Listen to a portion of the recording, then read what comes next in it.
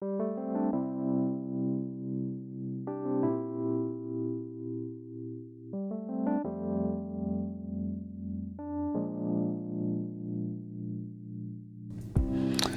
and thank you for tuning in to Mentoring Leadership Moments with the General.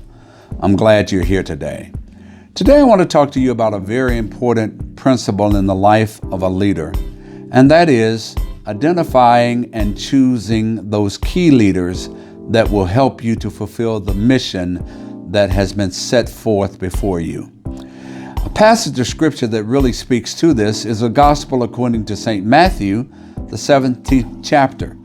In this passage of scripture, we find that Jesus is about to have a very spiritual conversation with people from the past. He goes up to a mountain, and at this mountain, he has a conversation with Moses, who represents the law, and Elijah, who represents the prophets. This is a very significant step or milestone in Jesus' earthly ministry. But in order to clarify what is taking place, Jesus doesn't go to this transfiguration moment by himself, but he takes 3 key leaders with him. As we know, Jesus had 12 disciples that he chose out of the multitude of disciples that were following him. And these 12, he began to call his apostles, those that he would spend time with, those that he would teach, and those that he would develop in order to carry forth the mission of his ministry. But even out of that 12, he chose 3. And those 3 were Peter, James, and John.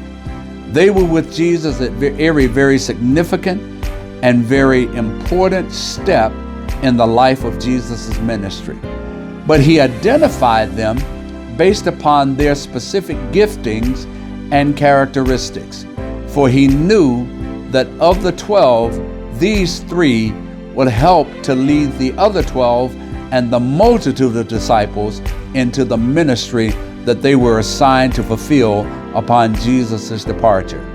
Who are your 3? Have you learned how to choose who they are?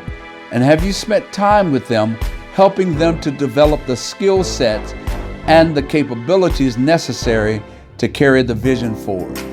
I challenge you this week to begin to pray and discern and identify those 3 key leaders that you will begin to pour into that will help to shape your ministry for years to come. Have a great week.